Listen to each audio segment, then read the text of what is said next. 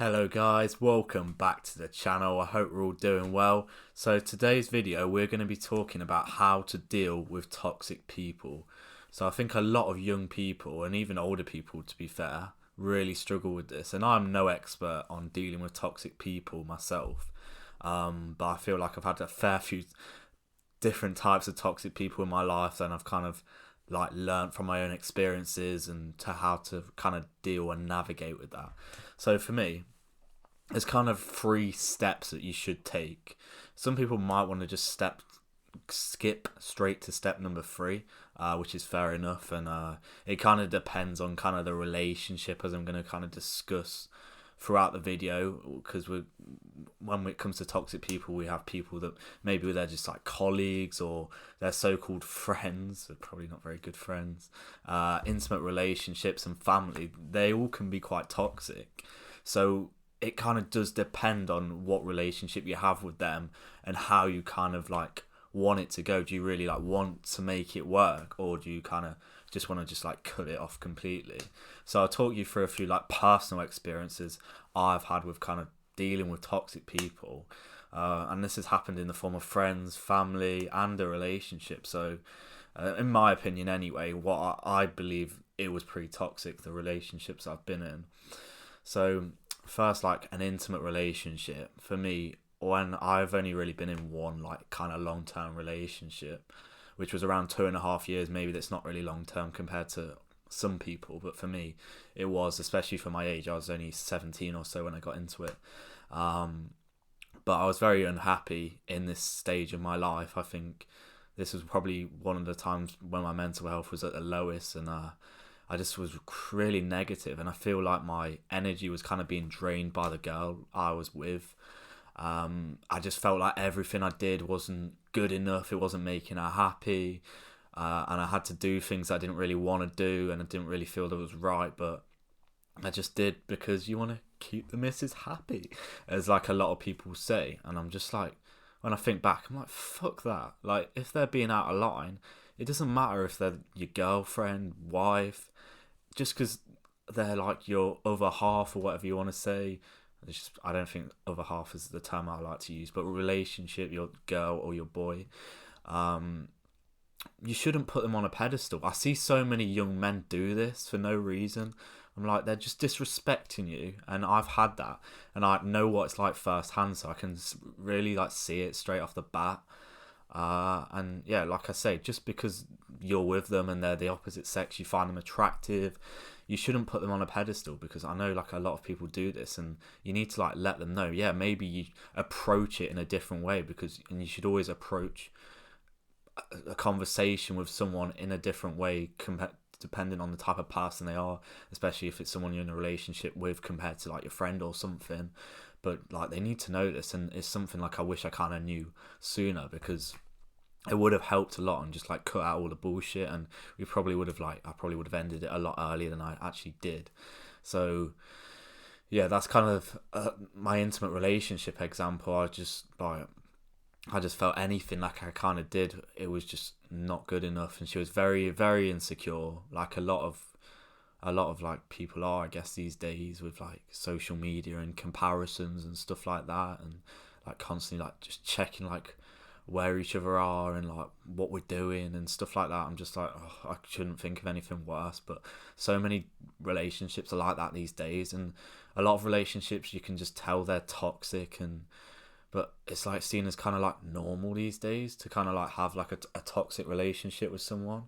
And I feel like some people even find that kind of somewhat attractive, and I just really don't understand why you possibly would.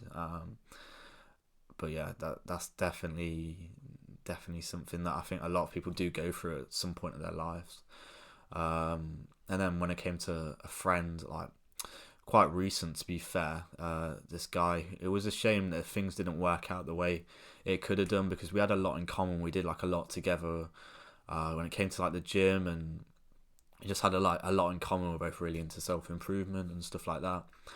So it was a shame things didn't work out, but this guy, who was just like a narcissist, it was like he just thought everything, he was better than me. He had like an inflated ego just for no reason, and I just was like, yeah, at the time, like I will happily I can admit I was like it was my choice to be friends with him. I could have cut him off at any point, and I didn't. I should have done, but like looking back, and I feel like so much more kind of like at peace since he's not been in my life. Um, but yeah, that was definitely another example where I've kind of like had to kind of like deal with that, and I was just like, maybe like in the past, because I was like quite insecure myself, I would have like kind of kept him there, because I was like, oh, like we spent like so much time together, so it could have been easier for me to just stay with him and be friends, but I had too much respect for myself, and I wouldn't let things that I didn't agree with stand, and I told him about that. And probably the most difficult one that's actually been really recent has been with my family. And it's a very difficult subject to kind of even speak about, because when it's your family, it's not very nice to hear. Especially when you like feel like you're working towards your dreams and something you're really passionate about, like creating this channel, creating this movement. It's something like I've wanted to do for a long time.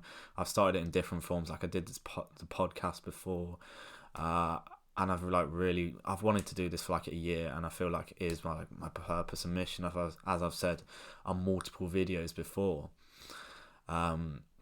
And to kind of like hear that they didn't like kind of like the content I was posting, I'm like, yeah, that's fair enough, but it was very negative, kind of like the energy towards me, and like I'd personally been through like a lot, as I've kind of explained in my videos before, with to do with like my family, my mum and dad, very ill before, and I felt like I was kind of like moving towards something that was like meaningful towards me, towards like my life and my future self, what I actually really wanted to do. I kind of discovered that for the first time in my life, and to kind of like have that, like people like hating against you, I wouldn't say hating, but like not agreeing and being negative towards you, and just like saying, oh, don't post that, don't post this, whatever. Yeah, it's very challenging, and I'm sure like I know like I speak to a lot of people, especially like my type of age, and they're kind of just somewhat similar, but they just won't go ahead with it. They won't like post content, or they won't do whatever they want to do. They won't like drop out of uni, even though they know they really want to, and they know, like one of my friends who's probably watching this, like he knows he doesn't want to be at uni, he doesn't want to do like a normal job, and at the end of the day, that's all uni's going to lead to. But like he doesn't want to drop out, because like his parents will be like, no, they're just so anti against it, and he knows the backlash he'll kind of get off that, and he's kind of like in quite deep so far. So I understand like it is very difficult.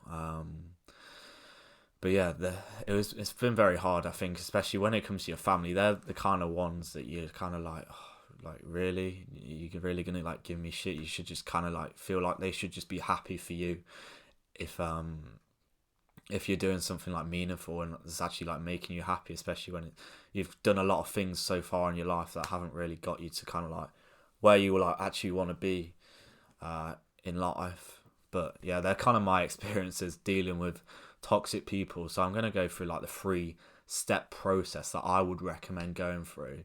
So like the first one, like I've kind of mentioned a bit before, is like you kind of like, I would like sit down and speak to them and be like, okay, like why do you feel like this way towards me, and like you're doing stuff that's not really making me happy, and I don't really understand why you feel this way, and kind of just be like, just have that like chat with them. This is like really difficult, and it's something like myself I'm still trying to kind of like manage and master, because it's very difficult to have these conversations, but this is where you're going to get the most like ROI on out of it, and hopefully come to some type of like like solution, best case scenario, and hopefully they'll be like, yeah, okay, I was a bit out of line, I just don't really like it, but I understand why, and maybe you'll come to like an agreement and be like, yeah, that's fine, and maybe they'll probably respect you a lot more if you can kind of have a chat with them, especially if they're a bit older than you.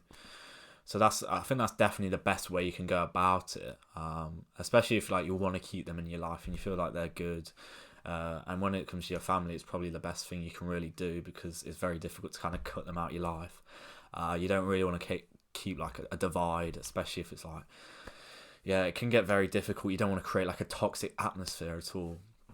And if you've tried that and it doesn't work, or you just want to skip to the next step, I'd say step 2 is take like a back step from them and just be quite like blunt and try and like, not see them maybe as much as you used to, and that should kind of like make them aware that they're kind of like in the wrong, especially if you've already had this chat with them. They should kind of know that, and like if you've had told them how you feel and like what you want to do is like kind of not going to change, and you just like don't agree with it and you can't come to a conclusion, then well, it's only best for you to kind of like take that back step from them, because it's not good for either of you anyway. Like, you don't want to be spending time with, if you clearly like just clash and it's not going to come to a solution. So definitely take a step back, I think, is stage 2.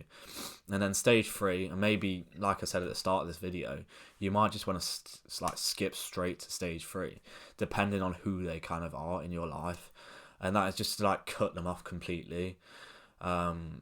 And this is like easier for like certain people, like I mentioned at the start of the video, like dependent if they're kind of like your so-called friends, or maybe they're like someone like just a dickhead boss at work, or co-workers or someone like that.